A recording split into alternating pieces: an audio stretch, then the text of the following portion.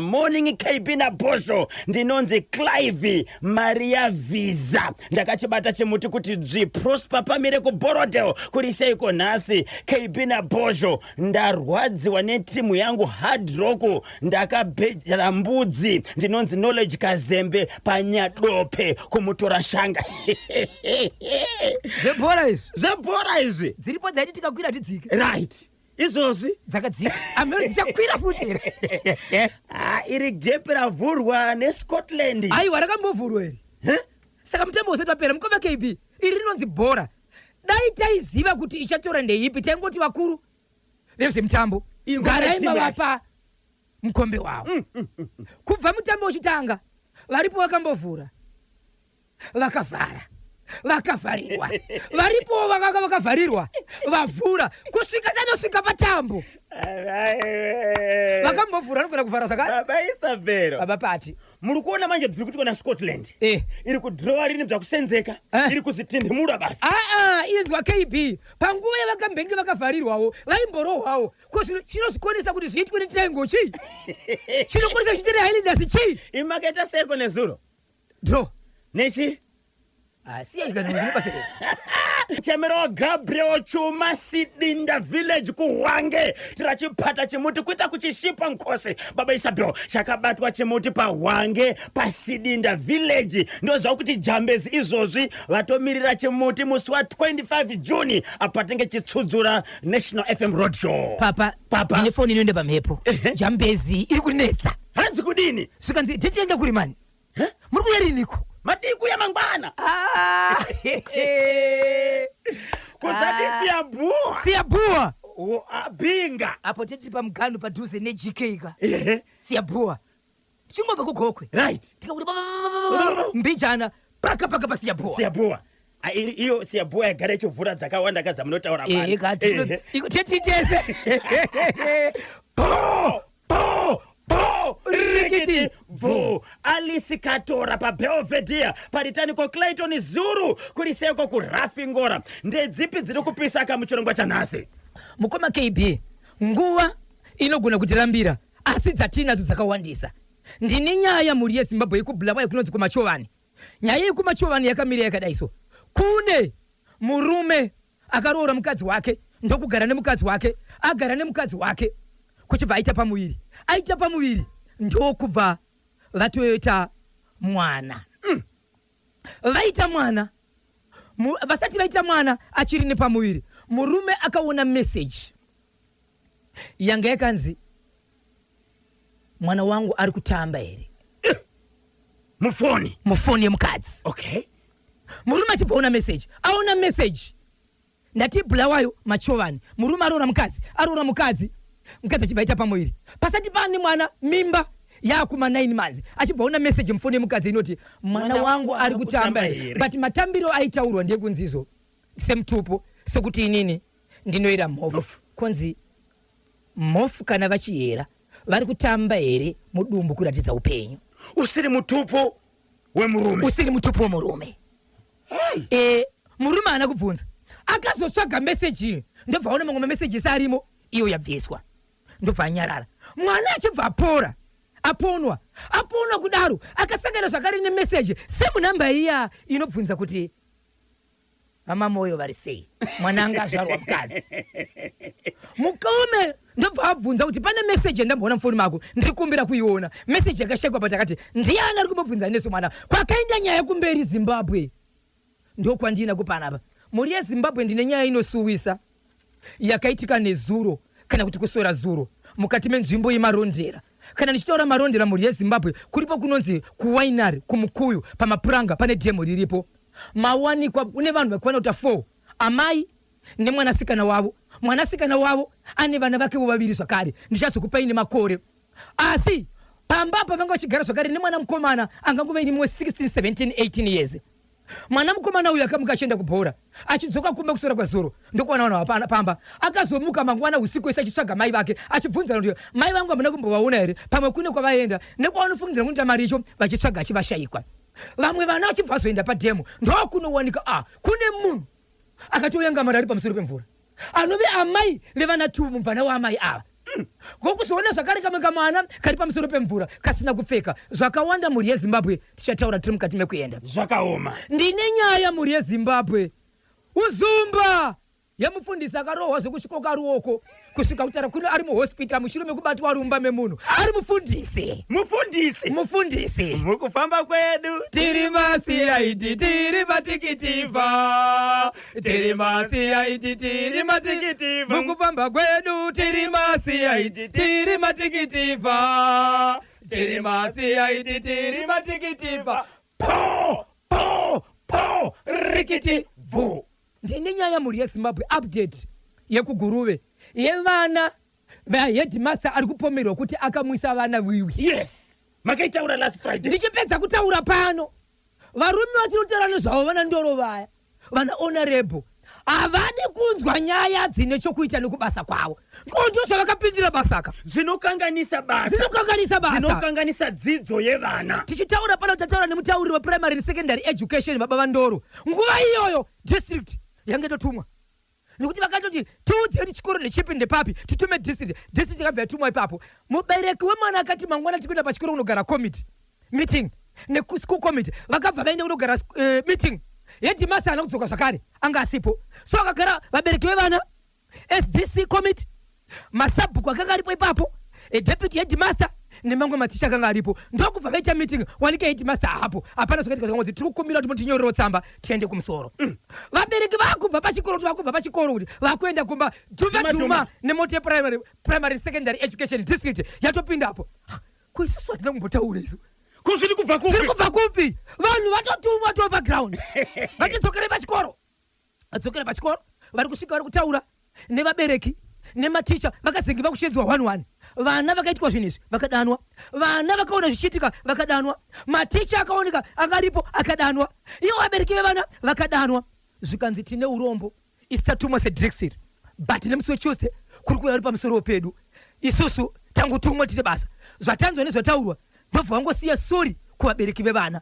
Vabereki vevana tiri kukumbira tine urombo nezvakaitika izvi, tiri kukumbira ruregerero nokuda kwezvakaitika. Hatizvitarisire kubasa kwedu. Shoko ratiri kusiya panapa nderekuti SDC committee nechikoro vana ava vari padangerous neupenyu hwavo.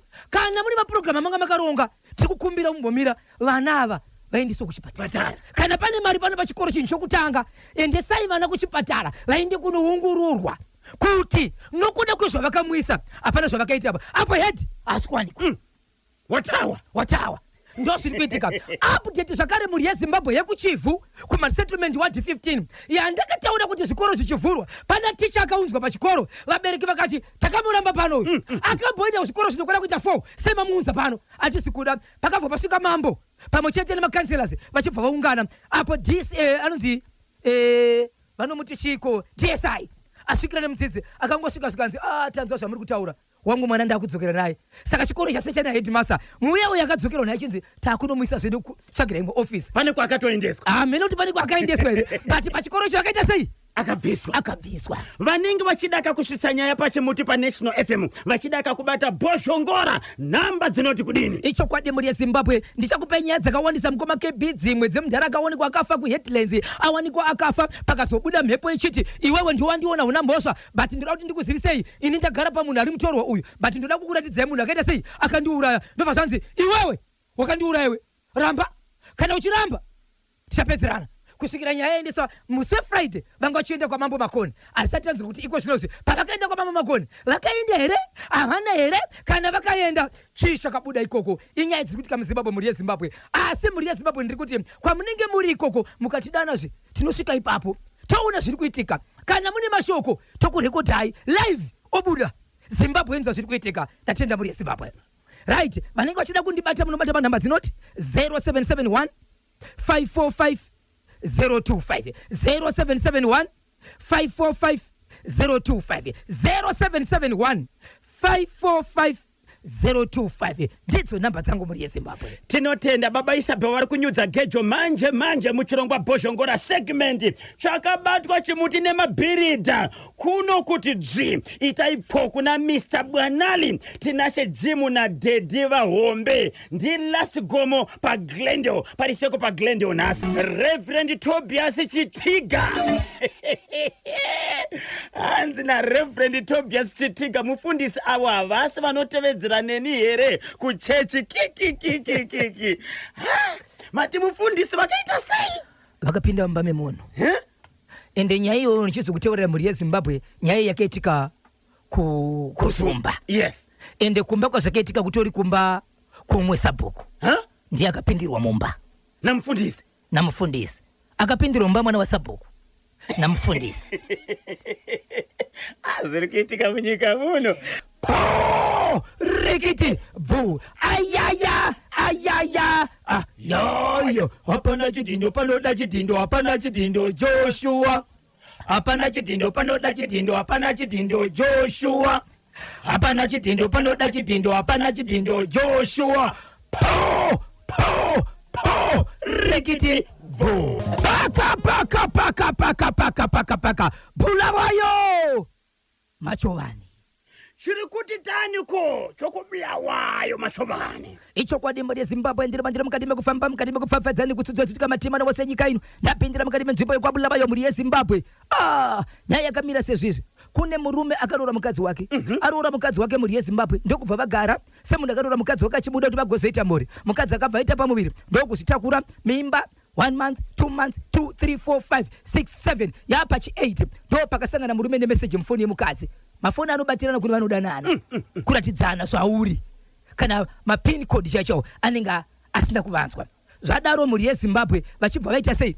Murume achibva ona message yairatidza kuti mukadzi aine pamuviri aibvunza ndozvokuti mwana mhofu kana kuti mamoyo kana kuti soko vari kutamba here vari kukika here chinoratidza kuti chisikwa chipenyu chiri pai chiri mudomo. Zvadaro muri yeZimbabwe murume haana kutaura nezvemeseji haana kubvunza akabva nyarara.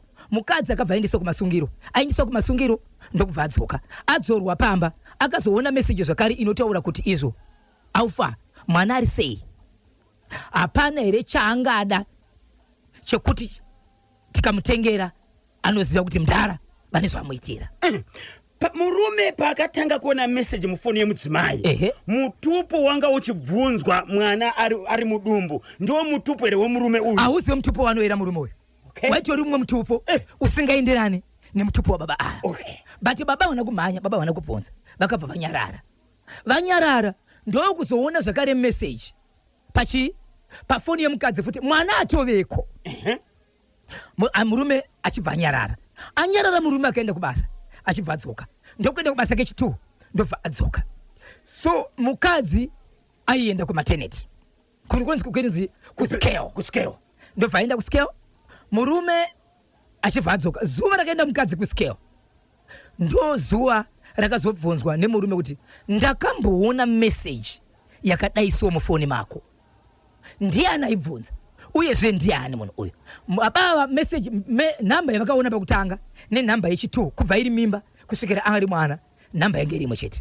Yange isina kusevwa yange kuti kapinda message nokupinda but vakatoona kuti namba ichi imwe chete vanhu vaitingotaura but namba isina kusevwa ndobva aita sei ndobva achengeta namba izvezvi ndobva azobvunza mukadzi paakabvunzwa kechi2 message yange isimo mufoni yange yabviswa.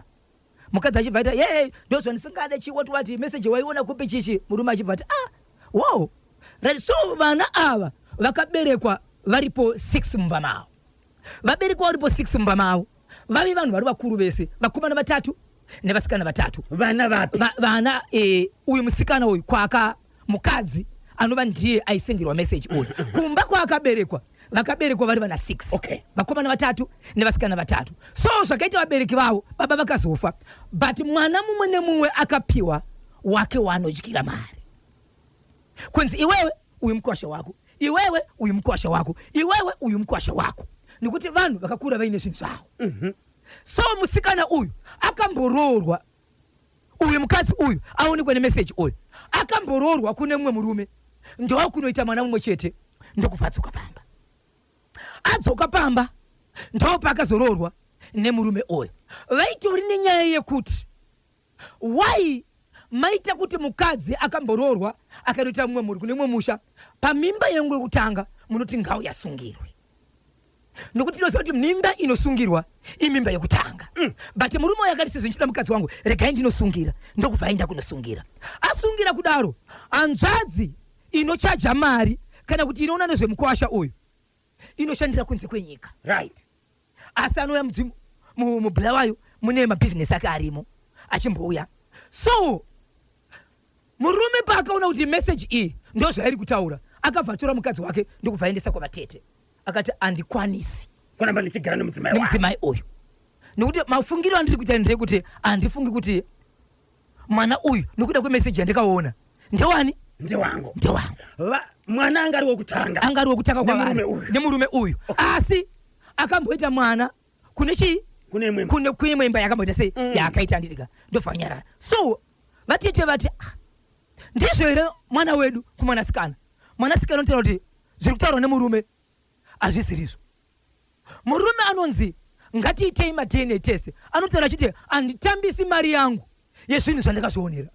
Anofanira kuti avhare mashoko andakaona ndiye mukadzi. Ane hama. Imimi veukama kana muchiti mwana wedu haafani kudzorwa nokuda kwemashoko andakataura naye, buditsai mari yenyu. Tikaona zvisirizo ndichakupai mari yenyu. Nokuti ndimi muri kurwadziwa kuti mwana wenyu atsoka. Hanzvadzi yekunyika South Africa ichibva yauya. Ichibva yatora mwanasikana wayo. Ichibva yamubvunza, naisisi wangu, zviri kutaurwa nemurume wako pane zvaunoziva here? Anoti kwete. Naisisi wangu, zviri kutaurwa nemurume wako pane zvaunoziva here? Anoti kwete. Hanzvadzi ine mari dzayo.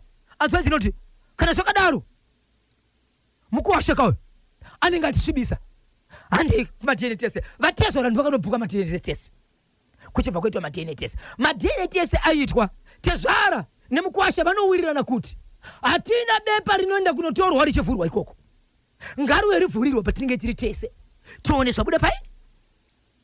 But inzwai mashoko ndaakutaura nehanzvadzi yemurume uyu ari kuchema achiti ndabata mameseji mufoni mangu.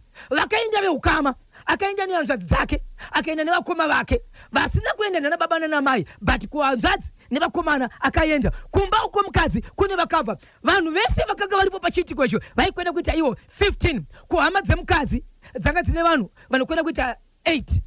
Namba shoma yange iri hama dzemurume vachibva vasvika. But murume uyu ari kuti mukana uyu hasi wangu uyu akaudza hama dzake achiti kwatiri kuenda kuma-DNA test, kana kuri kuti ma-results abuda ekuti mwana hasi wangu, pane zvichaitika pandiri.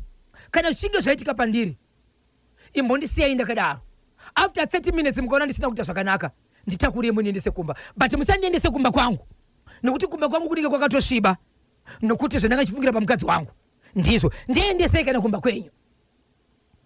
Vanomubvunza kuti zvii zvichaitika pauri? Ari kuti handizivi, asi ndoziva kuti pane zvichaitika kwandiri, nokuti nyaya iyi pandakaitaura kune kwandakasimbiswa nekuudza kuti ndizoziva nyaya iyi, kuti ndizive kuti nokuona mameseji iyi pane kwazvakabva. Vaenda kuma-DNA test. Ma-DNA test anobudiswa ma-results. Ma-results anobuda kuti mwana haasi wemurume. Pakabuda ma-results ekuti mwana haasi wemurume, murume achibva dona.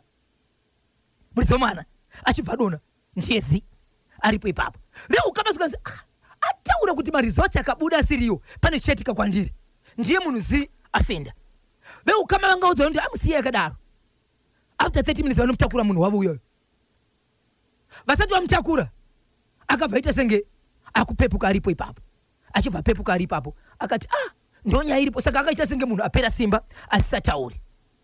Ndobva hanzvadzi yemukadzi yada kuita hasha, ndo yakabvisa marika. Ichiti kana kuri kunzi vabuda ma-results ekuti mukwasha tinyebera, sisi ndaikubvunza iwewe usingatauri. Chitiudza kuti mwana ndewani. Murume ndiye neukama veukama ndo vakaita simba rekuti tsano mwana wenyu ndiye iyu.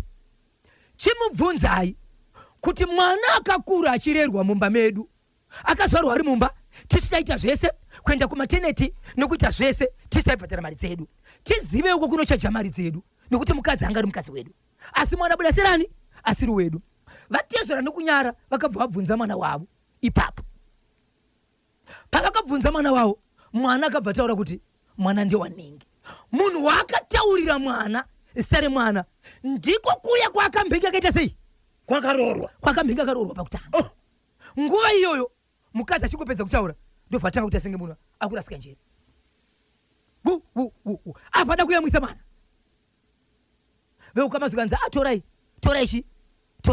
mwana wenyu achibva tora mwana wavo vanguda kuzama kuti vaite sei kuti vayamise mwana apa itobvisa mwana pazamu achiita sei murume achibva aenda kwake vana tsano nekutsama zvikanzizo toda kuenda kupi kumurume iyeye nekuti nemurume yakaita sei vakarambana ko chii chiri kuitika vachinosvika ikoko vachiti toda kutaura nemukwasha vana tsano vave vachingotaka kuti iwo vada kutaura nemukwasha nyaya mukwasha uyo ndovatanga kuti kuita sei kurasika futi njere sekutaura kuno kwatiri kuita mukwasha uye wokutanga uyoyo nemukadzi wake uyu waakasiyana naye angava nemukadzi wemunhu vese vakurora njere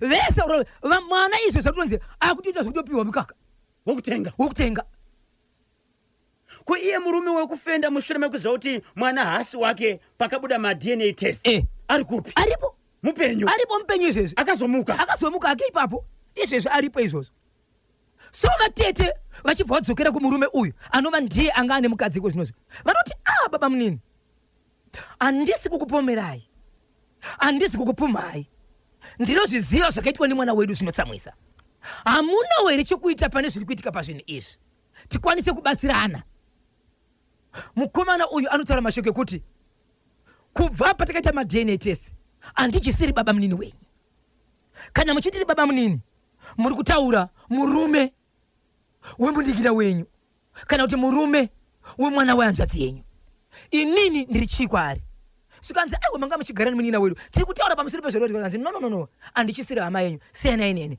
havachakwanisi zvakataura nemurume weyu achibva ngoti chatinogona kuita pana mani chokuti tipei munin'ina wemunin'ina wenyu pinda mumotokari so zvanga zvaakuitika kufamily iyi vangoti senge ya 30 pane zvese zvinotaurwa nemurume aigara nemukadzi uyu kuti vakati gatiitei zvakati izvozvi vanhu vese vanga kutya vakumutevera nokuti maruwa taka kurwara aita mukadzi neex murume uyoyo anga asisaiti so achibva aenda achibva alodherwa hembe zvese zvanga zviri koko zvikanzi chaunofungidzira kuti ndechechikadzi munomu nezviri munomu zvese takura zvese ena nazokumba kwenyu vachibva aenda koko but dambudziko rikunetsa nekuti vatiti vakutaura neni vanoti iwo mwana wedu ari kurwara zvekurwara kwaex wake haisi basa stereki but marorero akuita mwana wedu akatangira pakuita tsvakurudzo yekuti mwana uyu ndewane mushure mekunetsana nemurume wake hanzvadzi yaita hasha kuenda kumurume wacho nekuti vanomuzivazve vaimbogara vese vachisvika ikoko zvakare kungobvunza kuti tauya panapa tine nyaya tinayo hanzvadzi yange akazvitakura ko imimi zvamange makasiyana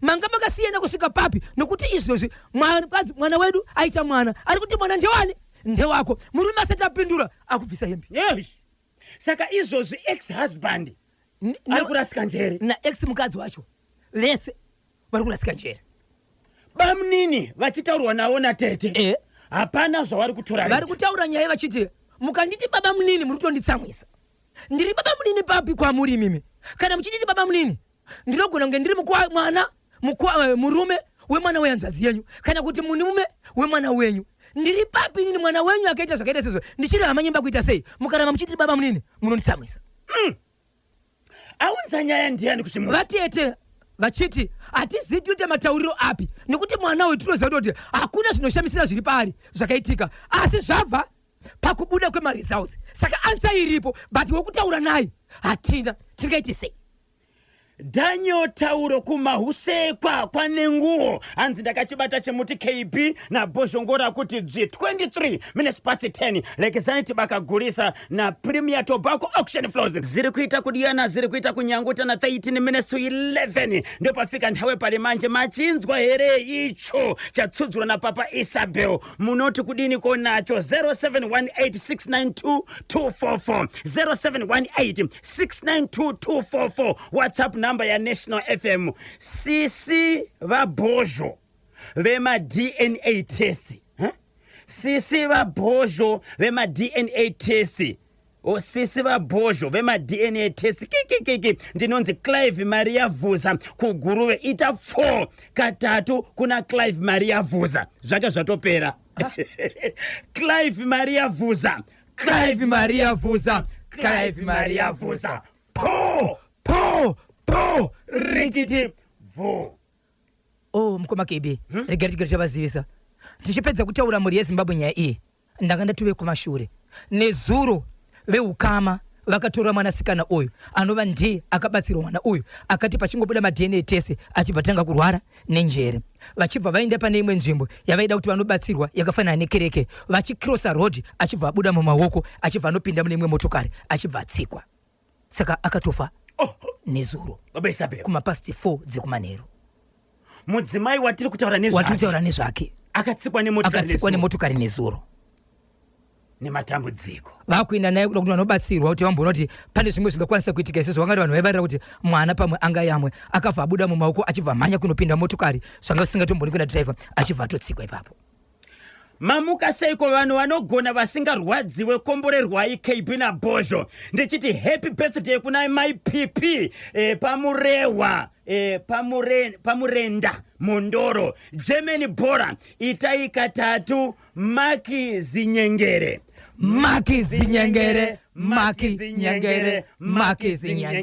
Gandanga DCC Mandizvidza Mondoro vakachibata chimuti. Aiwa achisiyeko uyu anogara kachoti chidzi. Yes hanzi vanhu vasingarwadziwe KB naBhozho. Ndichaenda kumondoro mubayira ndine nyaya yandoda kunokabva kumukoma KB yaamai vakanobatsirwa pane chimwe chipatara chiri mukati meguta reHarare.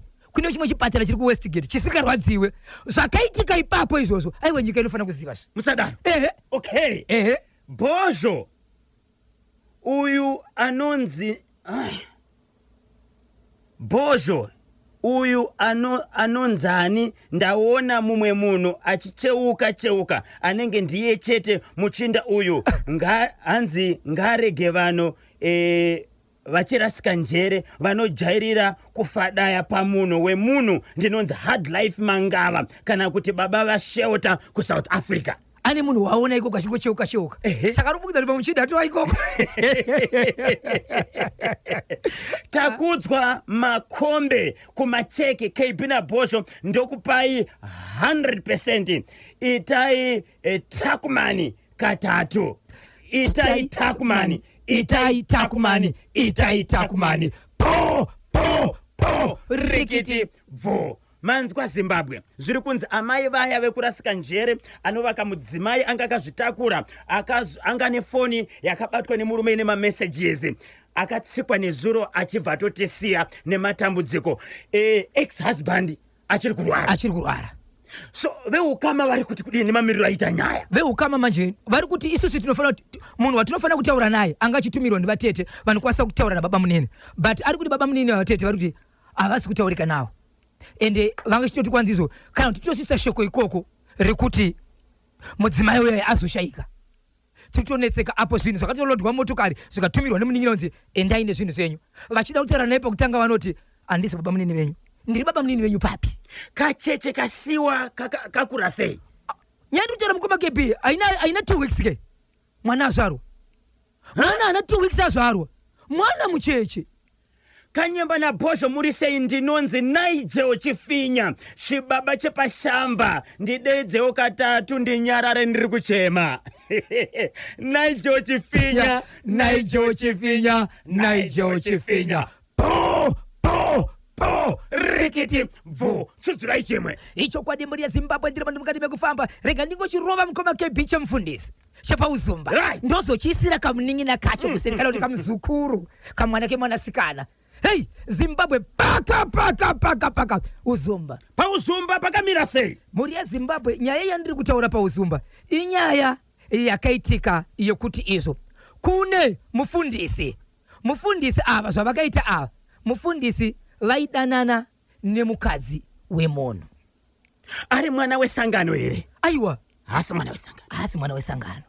Chechi inopinda mufundisi munoiziva? Icho kwadi zita naro titori naro.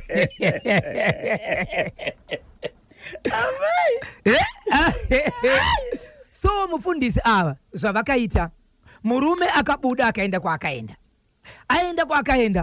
mai vakabuditsa vana ndokuendesa mukitchen.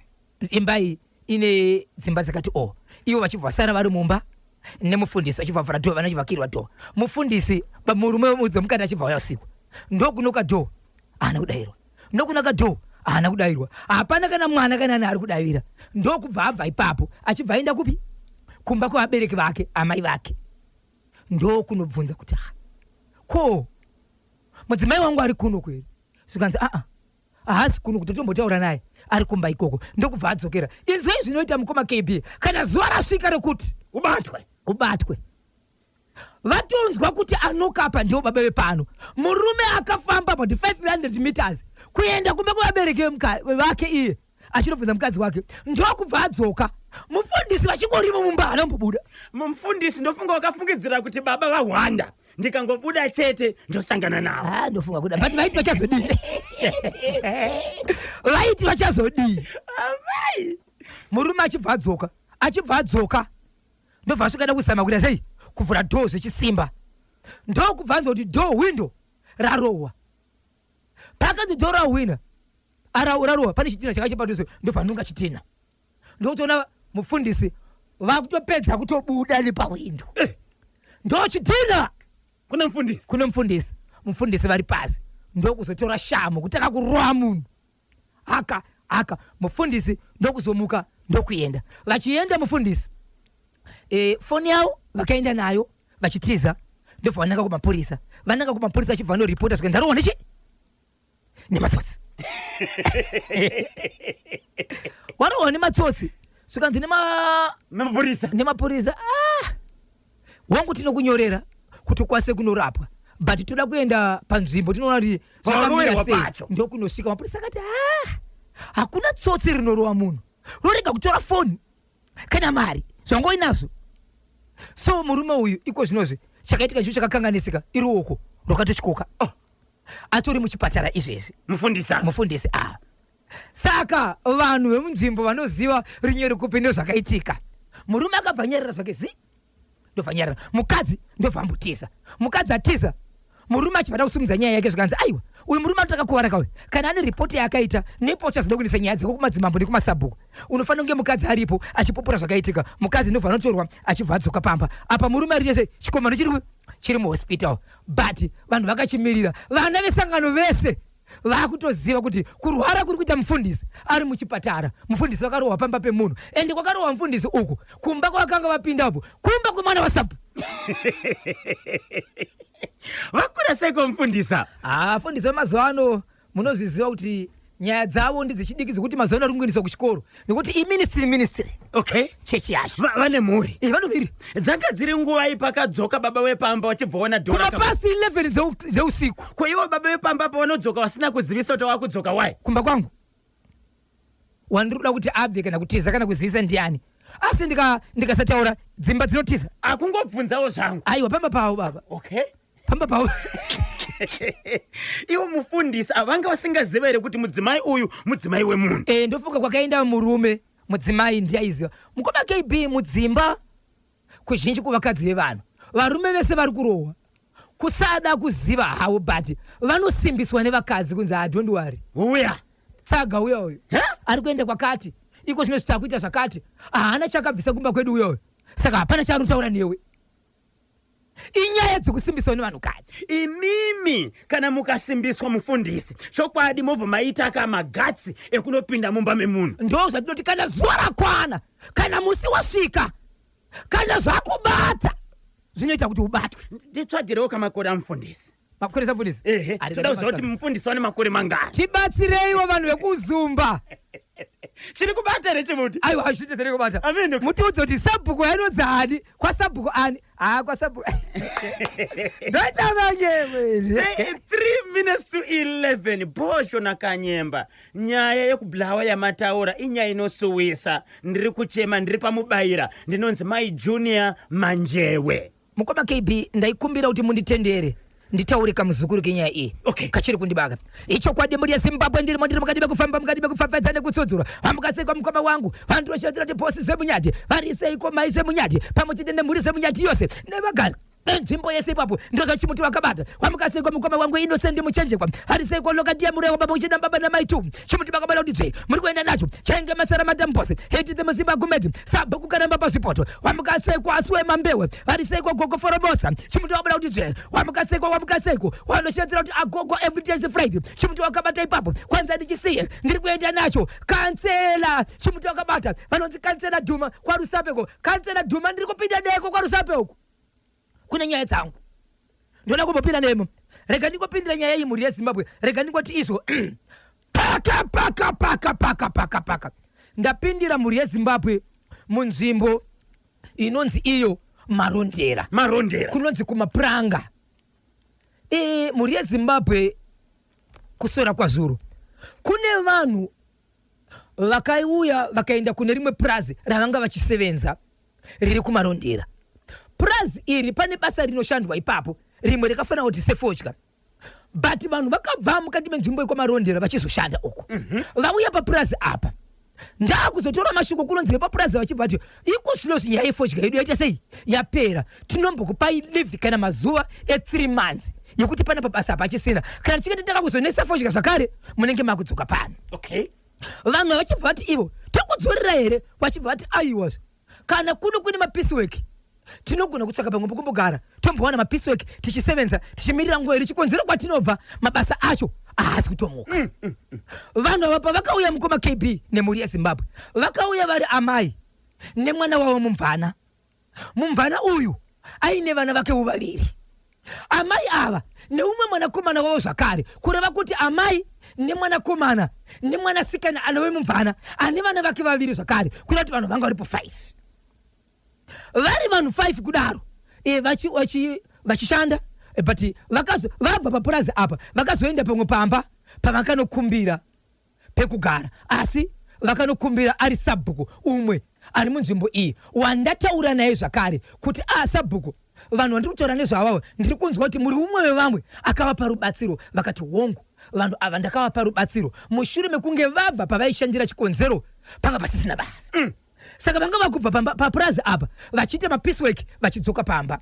Mai vevana ava vari kuma ndingangoti 45 years zvichienda kuvari. Mumvana wavo ari kuma 23 years, mwana mumwe wamwana womuvana ane 6 years, umwe mwana zvakare ane 3 years. Zvadaro vanhu ava vakazobuda pamba vachiti vanoda kuenda kunowacha, but parudziva kana kuti padhemo rakaenda kunowachira pane vamwe vanoti nzvimbo iyi inoita senge inoti yerei kazhinji aiende ipapo, ndo pavakaenda ipapo vachienda kunowacha. Mwanakomana uyu wepamba apa ari kuma 18 years akaenda kunotamba bhora kuseni, vabereki vachibva vasara pamba nemuvana wavo nevana ava vachibva vaenda kudhemu kunowacha. Mwana achidzoka kumanheru akawanika pamba sesvondi manheru vanhu havana kusvika, akarara achivatsvaga nekune dzimwe nzvimbo dzavanoti mapiecework achitsvagwa. Nezuro mhuri yeZimbabwe vana kumanheru, mumwe vana ndivakasvika patsime vachibva vaona pane hembe dzakatonikwa dzimwe dzakasukwa dzitori mumabhaketsi, foni itoripo ipapo. Vari kuona mumvana uyoyo atorimo mumvura, ndo vakazomhanya kumhanyisa nyaya kusvika nyaya yasvika kumapurisa. Mapurisa vachizosvika panzvimbo vakabva vaona mumvana uyoyo atoripo akayangamara ari pamusoro. Ndiye 1 akakwanisa kuisirwa danda kana kukanda chinhu chinoita kuti 1 abudiswe, neumwe mwana angasina kutopfeka ari pamusoro pemvura, vamwe 2 vasina kutoonekwa. Ende mumvana uyu ari kutofungidzira kuti aitori nepamuviri, haisati chachokwadi nyaya pamuviri, but ari kufungidzira kuti angani pamuviri. Vanhu naSabhuku uyu mapurisa achibva ati muri kutozvaona kuti mumvura mune vanhu zvatakuita panguva ndezvekuti vanhu ticharara panapa tichiitira kuti mangwana mapurisa asvike akwanise kuti nevaya vanogona kubudisa vanhu mumvura tigoona zvakare sezvo vanhu vanga varipo 4 kuti vamwe vachirimo here mumvura, sezvo taona 2 pamusoro pemvura, 1 vatabuditsa ne1 ari pamusoro, kuti vamwe ava vakafanana naamai neumwe mwana varimo here zvakare mumvura. Saka vanhu varara pamvura apa nhasi kusanganisa Sabhuku ndichaura naye kumapasti 7 kwaifungira kuti pachasvika mapurisa nevamwe vanobuditsa muri vanomu mvura. So zvatisati ndanzwa iko zvino ndezvekuti pazosvika here vanobuditsa vanhu sizotava pamhepo makozi atikubatandirika, tinzwa kuti pabudiswa vanhu kana vasvika vamwe vanga vari mumvura vawanika zvakare imomo here. But ndakuita tsvakurudzo mhuri yeZimbabwe zvizvarwa izvi vanobva kuChipinge kwavakabva vachiva pane rimwe purazi ravakauya kuzoshanda. Murandakadzi uyu ane vana vamuvana wamai ava, murume wake abva abatwa akabvunzwa kuti unoziva here munhu uyu, zvikanzi inini ndiri kubhikita mukadzi uyu takambenge ndine vana naye but inini takasiyana. Ndobva aziviswa amai ava vane vana ava vanove mai vakuru vachiona zvakare vane umwe mwana ari kushanda basa rekufudza mombe kumasvingo. Mufoni umu nhamba dzabva dzawanikwa achibva afonerawo mwana uyu, zvikanzi mama vako varipi, zvikanzi mama vangu vari kumarondera kwavari kushanda but handivazivi. Kubva kuseni ndiri kuvafonera mhaiyo kuti nditaure navo nokuti mangwana ndoda kuuyawo kumarondera ndizive pavari kugara nokuti inini ndiri kushanda kumasvingo ndichifudza mombe achifonerwa. So ari kunzi kana wakuda kuuya unouya wosvika kumarondera woenda kumapurisa ndo vanozokuratidza kuti mama vako vari papi asati vasisa zvakadaro. Ya zvakaoma kuti chii chaitika. Mati vakaenda kudhemu kunowacha kuti nzvimbo yavakawachira iyi haitendere kuwachirwa here, ine mamakambowachirwa here, asi sabhuku vanoti nzvimbo iyoyo inotori aiwanzowachirwa nokuti ukasvika ipapo panenge pane mazerere zvokuti vari kutofungira vamwe mwana akatsvedza here, vamwe vakasada kumubatsira here, kana kuti vese vakapinda sei mumvura hapana achaziva kuti wai vese. Ya zvakaoma zvinorwadza mukoma Kebi nematambudziko baba Isabel, zvinorwadza mukoma Kebi. So tamirira kuti tinzwe kuti apa tataura nezvevanhu 2 asi vanhu vakanga vari pa 4 hapana akadzokera kumba, vamwe vanga vari mumvura zvakare futi here kana kuti kwete. Regai tinzwe kuti pachauya mapurisa vachita tsvakurudzo vachitsvaga mudhemu umu, tozonzwa kuti vanenge vabatsira zvakadini. 4 minutes past 11 ndo pafika nthawe pari manje. Tinzwe mashoko kubva ku Lifestyle Motors proven performances kusiya nthawe ziri pana 12 minutes past 11 Monday 15 June 2026. Hanzi mufundisi vakasangana nazvo avo ndinonzi Musandauka Regerai Charuma Village Kumbire. Takachibata chimuti kuti tiri kubwerera tsopanopa. Papa Isabel, rega katione kuti messages anoti kudini yekumarondera yandirwadza Bhozho naKanyemba chinonzi amai chakaoma vaishandirawo mhuri nevazukuru ndimbuya Hazel paGreendale. Baba Isabel, zvakaoma mukoma Kebi. Hey, ende vanga vachitori nemhuri yavo yese kuti chii chakaitika kudhemu uko. pava pana ari kuziva mukoma Kebi. Morning vanhu vashema mukaseko ndiripo pachimuti ndimutsiroka madhamu vangu Lilian Dzikarura nevekwa Museu vese, vekwa Kaitano vese,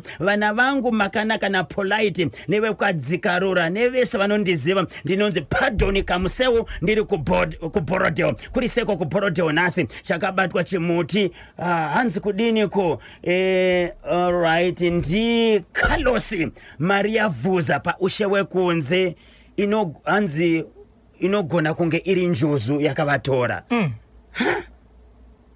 kuti mamwe madhamu anenge ane njuzu dzinenge dzirimo. Zvinogona kudaro mukoma Kebi. Asi vakuru venharaunda vanenge vasingazive here. Ndo nyaya iri kunetsa ndekuti vanhu ava hazisi zvara zvemo, vanhu vakauya nenyaya dzebasa. Yes, vanhu vakauya nenyaya dzebasa. Dzimwe dzenguva patori nenzvimbo isingaitirwi izvozvo nokuti kune dzimwe nzvimbo dzinoyera dzinonzi hadzidiwi sipo, hadzidi kusvikwa nevanhu. Even mukasvika hamuvhunduke, hamukanuke, hamuende nesipo. Hatizivi kuti nzvimbo iyi vakuru vemo vanoti kudii. Tichaita tsvakurudzo yazvo. mufundisi vakanzwa bhata vanojairira vanhu ndinonzi Mai Peter Masomeke paWaterfalls veCity.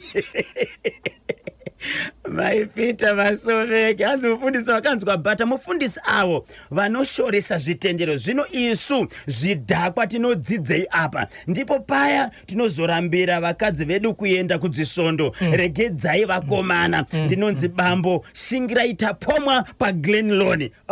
Mukoma Shingirai Tapomwa muimbika uyo. Mazona vangoti zizi chiko mukoma Shingi nai Shingirai muripiko chiko chanetsa.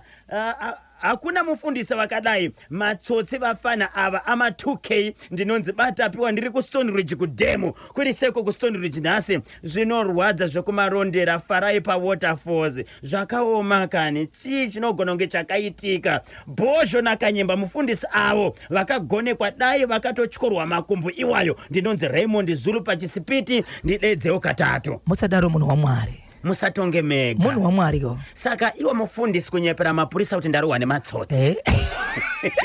Shoko harifani kusvika kakuku. Haisi Ndo saka uchinzi nyaya dzinokunda rufu. Sangano rinoita seko. Apa vanhu vesangano vakutozi hazvinodokeka. But haisi mhosva iri kunyepera mapurisa. Aiwa imhosva. Imhosva kani. Imhosva. Uda kusvibisa matsotsi. Iwo matsotsi ari kuti saka mapurisa pavakati handei pasini vakaendeswa pai.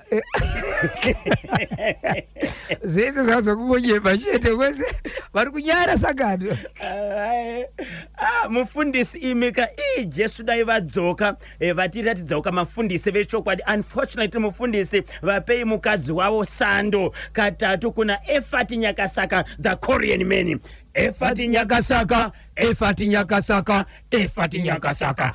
Po rikiti vo tsudzura chimwe baba Isabel. Icho kwa dimo ya Zimbabwe ndiri mukati mekufamba mukati mekufafaidza nekutsudzura dziri kuitika matima nawo senyika ino. Zimbabwe ndiro zori chimuti munenge makabata ipapo muri mukati mekufamba. Muri ya Zimbabwe rikanikoshedzera kuti paka. Mapindira papi. Headlands. Mukati menzvimbo yeheadlands muri yeZimbabwe yandapindira iyi. Mune chiitiko chakaitika munzvimbo yeheadlands. Munzvimbo iyi mune baba vakawanikwa vakafa pamba kwavo. Vawanikwa vakafa pamba pavo. Vanhu vakakwanisa kuzivisa vanhu mapurisa kuti ndo zvaitika panapa izvi. Pane munhu awanikwa akaita sei? Pane munhu awanikwa akafa. Awanikwa akafa munhu uyu. Mapurisa vakauya vakaita zvavakaita. Vanhu vakachengetedza munhu kuti kuchengetedzwe munhu mune zvakanaka. Zvazodaro muri yeZimbabwe inzwai. Munhu akaona vanhu ava aita zvemombe. Ndiye akaona kuti pana baba vakaita sei? Vakafa. But baba vaira kuti pakufa kwavakaita vakazvuzvurudzwa uyezve vasina kupfeka. Zvadaro muri yeZimbabwe vanhu vakaungana nezvakanga zvichiitika zvinhu izvi. Pane mukadzi akakura achigara munzvimbo izvi, but pane kwaakushandira kusiri mukati menzvimbo iyi. Akanga aripo parufu apa. Ndofa abudirwa. Kubudirwa kwakaita achibva tanga kutaura kuti mandura iri achina kunzi mhepo yemunhu afa uyoyo yagara paari. Mandungarira iri ndokubva afamba kuenda pamurume akaona munhu uyu akafa anova ndiye akasvitsa vanhu kuvanhu zvikanzi iwewe hauna mhosva asi kuti wandiona. Zvikatsaka wakaurawa nani nevanhu? Taura munhu akauraya. Ndiye kunosvika pamurume anove munext door wababa vakafa zvikanzi iwewe wakandiurayire. Ndiye wakandiurayire. Wakandiurayire. Ndiye nyaya ndiye wakandiuraya. Zvikanzi nemunhu ari kupomerwa vanhu vekwanhengi muri kuda kundisvibisa muri kundikanganisa. Zvikanzi aiwa so munhu uyu ari kunzi wakandiurayire uyu atori nemwana. Zvikanzi toita sei? Wakandiurayire. So musi weFriday pandakapedza kuita nyaya iyi vagari vemunzvimbo iyi vanga vagara pasi vachiti ivo vakuenda kwamambo kuti vanotaura ikoko nokuti kwamambo ikoko kune n'anga dziriko dzekunzi munogona kubudiswa makufambisa kunzi nyaya ibudiswe. So pandakapedzisira inini muri yeZimbabwe ndakapedzisira vanhu ava vakuenda kwamambo kuti vaite nyaya iyi. Mukadzi uyu achinzi iye handina kwandinoenda ndakamirira kuti nditaure kuti wakandiuraya uyezve wakandiurayisa sei, wakandiuraya sei mberi kwevanhu.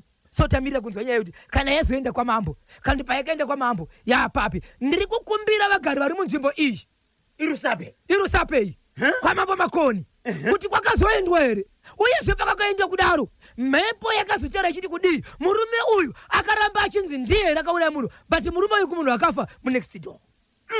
Matichi chakaitika mutumbi wemushakabvu wakaonekwa zvaita sei? Wakaonekwa uri pamba wakafa pamba pake. Okay. Anditika ende wairatidza kuti waita sokunonzi wakarohwa ukadhonzwa kusvika pawakazowanikwa uri ipapo. Munhu achotina mombe dzake ndiye akatozoona kuti no munhu ndo zvaari izvi ndokunosvitsa mashoko kumberi kusvikira vanhu vaungana vanhu vashedza mapurisa. Asi vashedza mapurisa vanhu kudaro mutumbi usati waenda ndo pane munhu akabudirwa ipapo asiri weukama kwemunhu akafa ari munhukadzi ndiye akabudirwa nemhepo ichiti ndini nhengi ndabuda panapa but munhu akandiuraya ndiwe wakabva taka kufamba akaenda kumunhu akaona wachona zvikanzi hauna mhosva wakandiona waita kuti ndizikane kuti ndakafa. Asi vanhu vachibva vati wakambourawa nani kusvikira aenda kunonongedzera umwe munhu anove munext door kuti ndiwe wakandiurayiwe.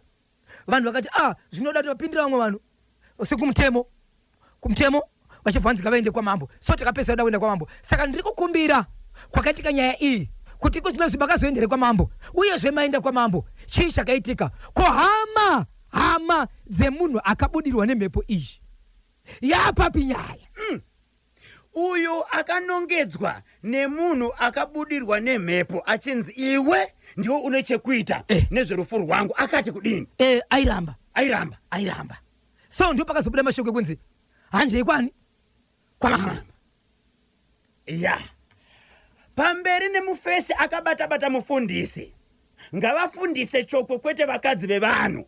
Ndinonzi Chausi Maposa, ndiri pachipinge kwa muumbe uko. Chipinge chakabatwa chimuti kuti chakabatwa kwa muumbe. Yes. Yeah.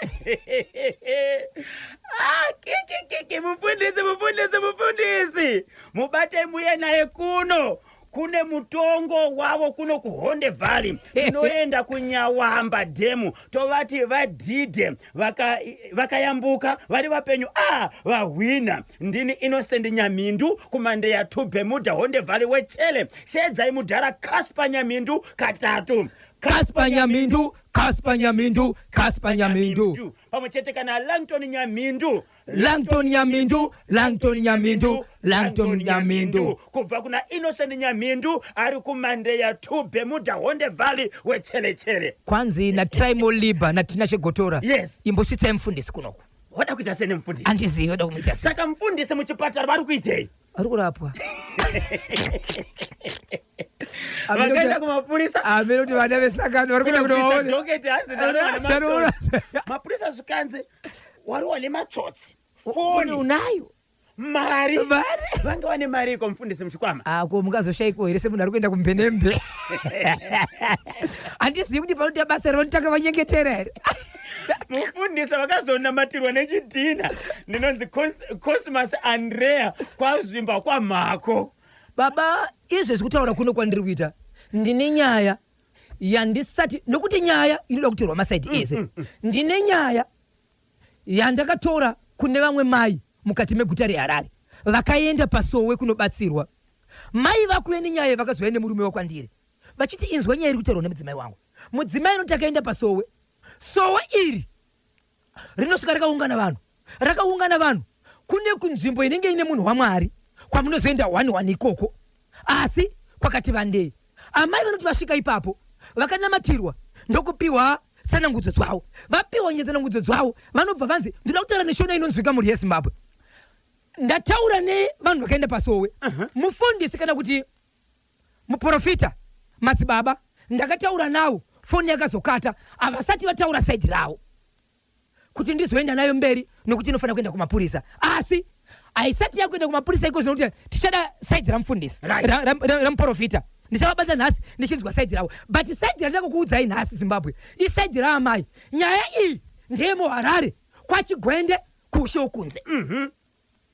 Kune muprofita amai vanzi next kuenda pasangano ndobva vasvika vanamatirwa ndobva patsanangudzo zvikanzi ndinokumbira kuti musumudze sketi yenyu iende kumusoro namufundisi namuprofita. Okay.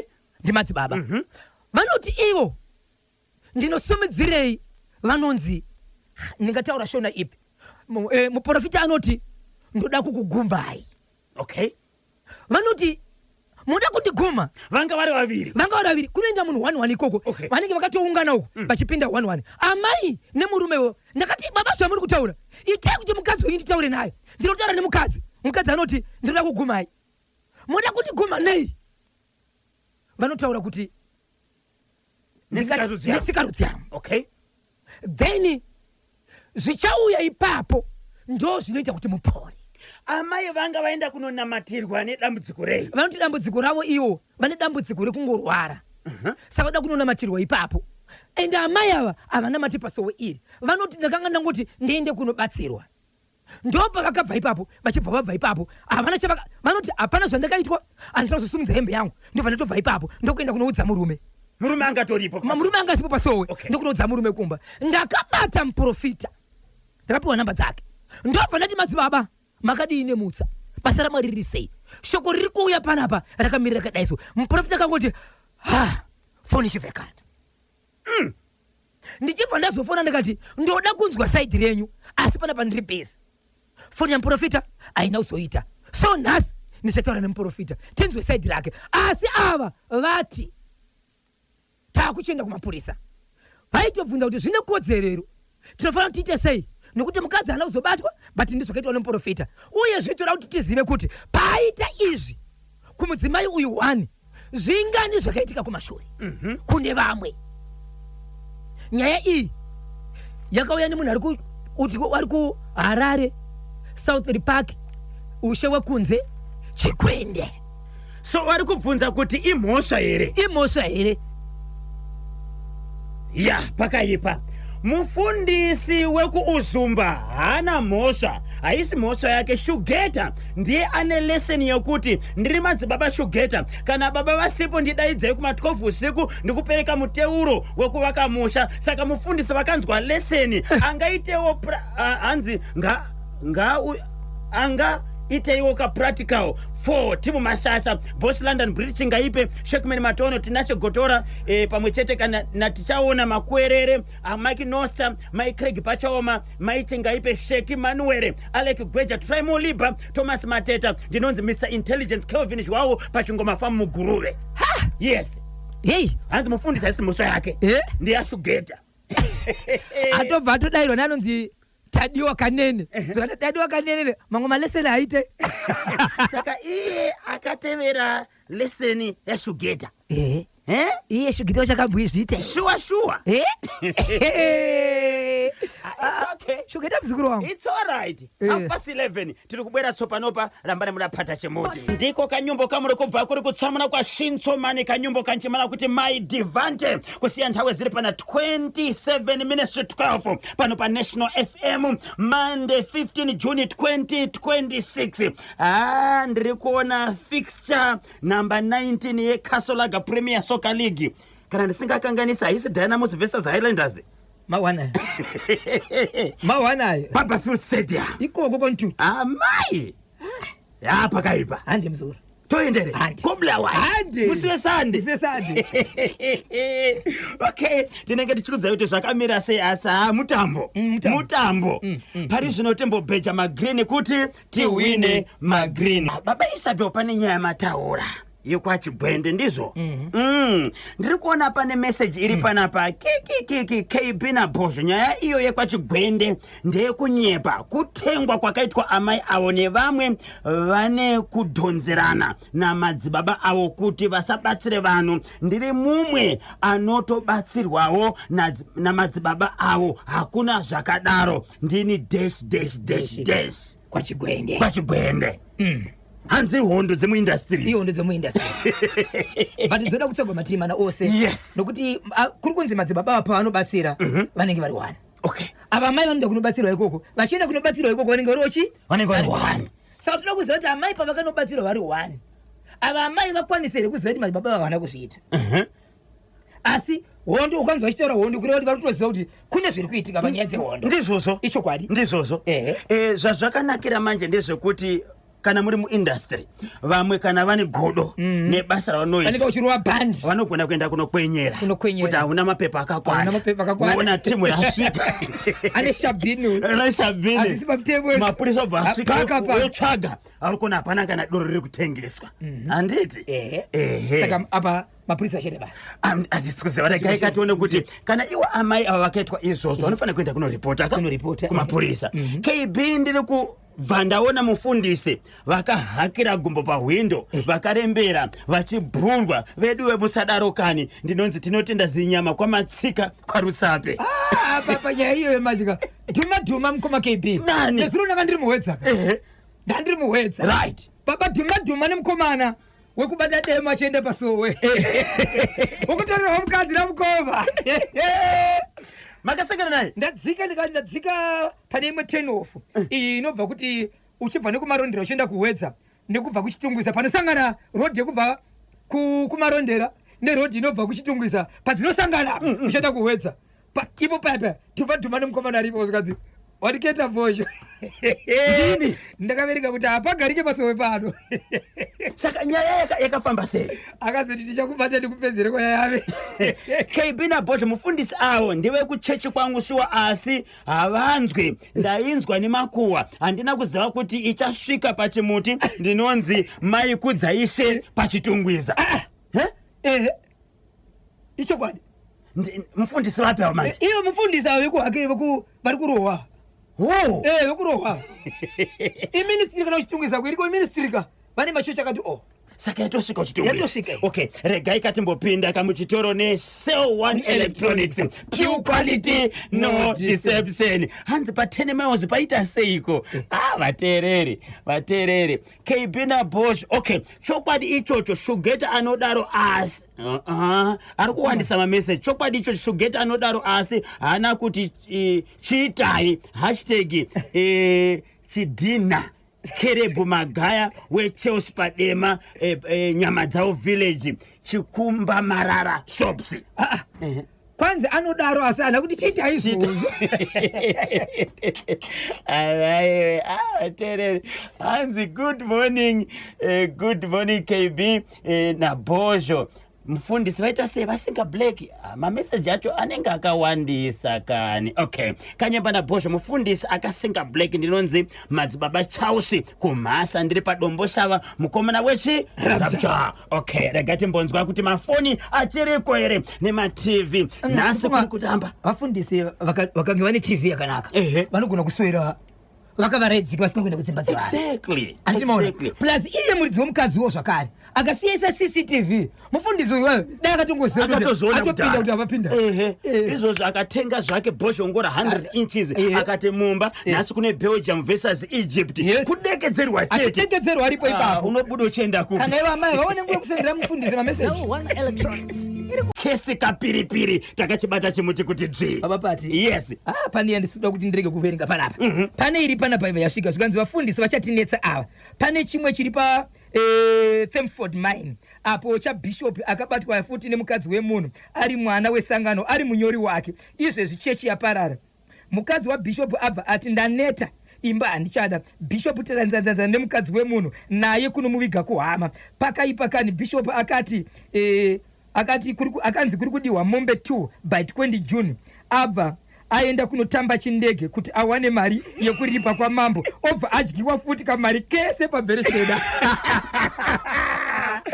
Takachibata chimuti kumapinga ndinonzi Patrick Gwanzura tiri pa Moliva. Okay, pariseko pa Moliva pariseko nhasi zvikanzi morning Kanyemba naBosch ndiani koyo morning KB naBosch anzi kudiniko. Alright, ndinaledi kokwana pa Waterfalls ndimutsiroka habi wangu anonzi Brian Chipungare. Takachibata chimuti kuti dzvi tinotenda nekusarudzwa kwamaita National FM 16 minutes to 10. Gotora no betenda nthawe zikudiyana papa Isabel pane chimwe chamakabatira muri yeZimbabwe ere muchikwapa idze. Icho kwadi muri yeZimbabwe kandi ngoro dhunge ntunge kusona kwechembere chikonzero nthawe ziro dzikuita kunya kutena zikuita kudiyana mukoma ke batiri kandi ngozoro zviviri inongwa dhunge ntunge kusona kwechembere mukoma ke bindi nenyaya ndinayo mari mwezuro ndakataura nyaya yekuti izvo vanhu vari kubirwa mari pamusoro pemunhu ari kushivedzera chiti iye anotengesa matemba yapindira zvakare muri yeZimbabwe zvose zvakafanana naizvozvo vanhu vari kutsvaga ndapindira paka gazebo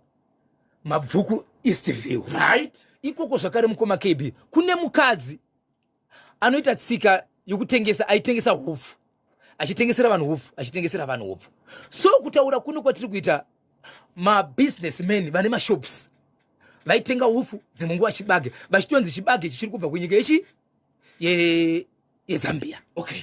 Ende zvichokwadi vaipiwa kutaura kuno kwatiri kuita vanhu vakabva vaendesa mari vari kuti mari dzakudarika 20,000 US havachaoni munhu pavaienda kunonyorera neukesherana mari vaienda pamba panoroja mai ava ndo pavaipinda mumba vachipiwa mari dzavo. Right? Vachitonyorerana pasi vachibhadhara mari. Foni yemunhu aiite ekokeshi aitaure zvakare zita remunhu.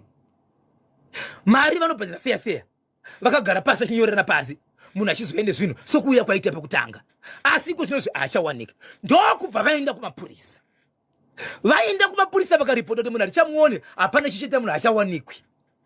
Mapurisa vachibva vaenda pamba paya pari kunzi ndo panoroja munhu ndobva vasvika zvikanzi nalandlord imba yangu yaigare munhu ndotoichengetera huku iyi. So pakataurwa mashoko hapana kutombopinda mumba kana mapurisa akangoti imba yamuri kutaura muri kunzi haitogari munhu inochengeterwa huku. Apo vanhu vese vari kuti mumba imomo ndo mataipinda tichibhadharira mari so vari kuchitangomira mari yakaenda. Nguva yavaita zvinhu zvavanga kuti vari kutsvaga mubatsiri kusanganisira vafanana nevenyuchi vaya kuti tingaite sei.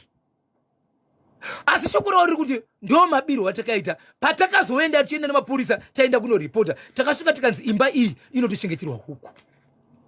endi vakakwanisere kuvhurisa mapurisa kuti vaone kuti mune huku? No, kwanzi izvo mapurisa ndiwo vanotaura kuti tine kodzero yekubvuma kuvhura kana kuti kwete nekuti ibasa ravo. Asi mapurisa pavakasvika vakati isu hatina zvatinokwanisa kuita bhosi muridzi wemba ari kuti hamugari munhu maybe marasika. endi zvinotoda kamapepa kubva kukotikuzopiinda mumba. Saka izvozvi imba vari kuona kuti imba iyo but iri kunzi yaye huku. ndechekupichi? igazebhu istv. chimwe chacho babapati pane nyaya yakaitika mukoma KB munzvimbo yeStonebridge iguta reHarare.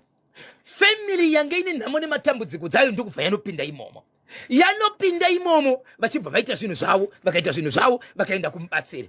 Vaenda kumubatsira handizi nyaya dzenhasi dzakada kufanana, ndangoti rega ndingodziendesa kuti Zimbabwe mugare mangoziva kuti zvakamira sei. Vaenda kunobatsirana ikokoko ndokubva vachajwa kuti vanofanira kubvisa zvakati, but mari yakachajwa ipapo zvichienderana nekuti vanhu vanga vatambura, vana vanga vane mari, vakabvisa mari inogona kusvika ichisvika kuma 4,000 US.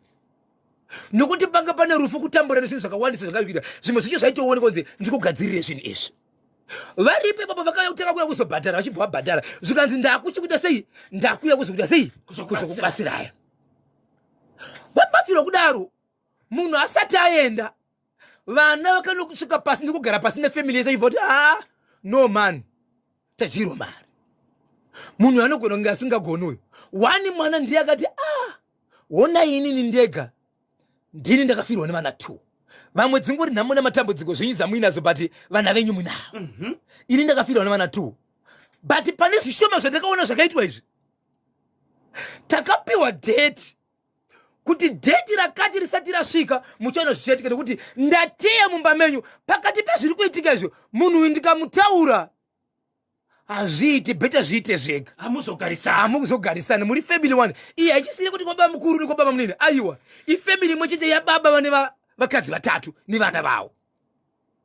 Vana ndokudzoka kumubatsiri ndokuita noise tiri kumbira zvinhu zvedu chivo tozvikanzi ainga wani ndakachera mushonga ndakaita zvakati zvikanzi no problem. Asi mwana wanu yakatevera ari wana akati inini pakati pevamwe vese ndibatsirei ndichabhadhira ndega.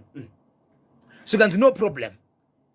Ndokubva ati ini ndakugadzira zvamakanga mandituma kuti ndigadzire vanangu, inini handisi kuregera nokuti ndakanga ndatoudza vekwangu kuti basa ndakubata, ndakuya kuzogadzira ende ndakugadzira. Kana musingadi kubhadhara ndimi yenyu, kana mazoona zvakanaka muchauya. Ndobva vanogadzira ende vakazvinogadzirira kubudikidza nehwani mwana akati ndafirwa ndoda kugadzirwa. Ndobva vanogadzira mukoma KB. Zvikanzi kuzvinogadzira kwandiri kuita kauka ndoda kuti muone zvinoitika. Bababati nasi kutaura kuri kwandisati ndapinda muno ndine vanhu vauya pandiri vane misodzi pamatama vari kuchemeiko. Ndati baba ava vane vana vanodarika 16 nevakadzi 3. Vamwe vana havasi vane vevakadzi vari pamba. Baba ava vaita mhuri, vamwe vakadzi vavakaramba vanogona kuita 4. Vana vavo vakawanda. Vana ava kusvika nhasi pazuva ranhasi ndine vana vanogona kuita 5 vane vana varohwa nezvino vese vafirwa. Vafirwa kudaro vana ndikuita confusion kuti but chii chiri kuitika. Kusvika baba vataura akati vanangu ndiri kukumbira mudzokere kwatikamboenda kuya kumubatsiri. ndine zvinhu zviri kurova vana ava. Ndikatozviudza kuti ite zvakati sokutaura kwandaenda zvemazuva ose zviri kutoramba. Musati mapera dzokere munosheedza munhu uya. Zvinhu zvangu hachakwanisi kutaura nazvo zvakuramba zviri kutoramba nezvakatotsamwa. Handitokwanisi kusvika pazviri. Endai kumubatsiri uyo. Handei mukoma KB. Vanhu ava mubatsiri aigara kuStonebridge. Ndokubva vaenda kuStonebridge zvikanzi handikupera kwamadzinoyo. Zvikanzi vakatama. hachisiko. Havachisiko. Iniwo ndinoziva kuti munhu wakatema mukoma KB. Chandinoziva ndechekuti anogara kuchitongwisa. Ndokuti dana inini ndikati chandisiri kurarama inini, chandisiri kurangarira inhamba dzake. Zvikanzi nhamba nesuwo tinadzo but tiri kudzifana dziri kuita sei, dziri kuramba. Takatomira tese mukoma KB ndopasobvuma nhamba. So kutaura kwandiri kuita kuva vanhu vaenda kuchitungwiza chandisati ndanzwa ndechekuti pavaenda kuchitungwiza vaita sei, but vafona vachiti zvakare tine umwe mwana zvakare ari kutonzi arohwa zvakare. Umwe mwana muimba yega yega muri kurohwa mwana. vafuna kuti izvezvi kwanzi kwarohomwe zvakare vazukuru varohwa nezvishiri vangani 5 waiko zvinozvo arohwa vamwe vabva ikokoka wechi 6 asi baba utobuda pachina kuti zvinhu zviri kurova vana ava ndezvangu izvo dzokerai vana kuya kumbatsiri zvandaitaura manyepo ndini ndaikonzera zvinhu izvi saka zvinhu zvababa ava hazvichanzwisisi manje bwangwati inini handichamiri kugadzira ndoda kugadzira muchazviona mega kana maona mega ndimi muchauya makambondibvumira nokuda kwe1 uyo aramba akanamira pandiri ndichauya kuzogadzira asi mindoziva kuti muchauya henyu zvangopiwa hasha mukomakepi zviri kurova vana vacho vakachitora mari yavo vana vavo ndo vakupindirwa ya zvakaoma 11:30 ndo pafika nthawe pari manje Zimbabwe muri kuti kudini 0713938538 chekugwanda icho baba avo vasiri kuona nga vagare vakadaro vakazviwanira mucheka wavo ndinonzi tambudzai chinyanga ndimhurisiro kwavagari vepachitange kunyamukoho right Son Ridge kudemo nai baba Isarano vakavharwa mari ava vekuEastview pavakakumbira kanhamba dzemubatsiri wenyuchi makavapa here kuitira kuti mari idzoke baba Isabel mari iri kunetsa $20,000 haisi mari yekutamba nayo tinotanga tataura nevaridzi mukoma KB tinotanga tataura nevaridzi nhamba dzevana dzokungopa uye zvitinotanga takumbira ende tinenge singagari nadzo nguva dzese nokuti inhamba dzine varidzi ishokwadi ende vanhu vanotanga vasangana ivo vozopedzerana ivo ishokwadi ichocho asi vanhu vanenge vachida kakubatsirwa nokuda kwekuti tarisaimoni izvozvi kuti vanhu vakavharwa mari munhu hachaoneki even paigara pacho hachisipo saka ndichayamba kukupasanika mitambo irabviniwaka ya match day number 18 Kasolaga Premier Soccer League FC Platinum yakarohwa nengezi Platinum Stars 2-0 Simba Bora yamuka yakagogodza Kamanika Diamonds 3-0 Mos FC ne FC Hunters vakadrowa 0-0 Chicken Inn ne Herenchos College vakadrowa zvakare 0-0 Dynamos yakarohwa Katel 1-3-0 ZPC Kariba ne Triangle United vakadrowa 1-1 Scotland FC ikagogodza Hard Rock 2-0 Bulawayo Chiefs ikarohwa ne Highlanders 2-1 Agama ne Caps United kuwadzanai 0-0 Scotland FC 18 games 37 points kuzati Caps United 18 games 33 points Hard Rock 17 games 32 points Ngezi Platinum Stars 18 games 32 points Herenchos College 18 games 30 points Dynamo 17 games 29 points kuzati Highlanders irakaraka pa number 7 18 games 28 points ndokakumira kuraitaka logo yatu ya Kasolaga Premier Soccer League nangoti ningototuru pa mitambo irabviniwa dzuro kumweko ku 2026 FIFA World Cup chipani cha Germany chiramenya ka Curaçao 7-1 Netherlands na Japan 2-2 Ivory Coast ikamenya ka Ecuador 1-0 Sweden ikatinthimura ka Tunisia 5-1 6 o'clock lero mauro kura Spain versus Cape Verde kuzati 9 o'clock Belgium versus Egypt ndiyo kamitambo ya World Cup iri kubviniwa ka tsono tinenge chikupasana kabvira wanda kubulikiza kana National FM Sports Team 5 minutes past 10 vatari munobatika sei icho kwadi muri yaZimbabwe munotibata pa nhamba dzisina chipomero nhamba dzisinganyadzise iyi nhamba dzinoti izo nhamba dzinonhuwira 0771 545 025 0771 545 025 ndapota musabipa sa agogo every day is a Friday po rikiti vuka nyemba bonzo na Washington Marimira aka Bozongora tibwere pomwe kamangwana 9 to 12 tichakusiyanika na Mesaudo Mesendrov asi nasi manero 9 o'clock tiri kudzoka kati chikupaika mutambo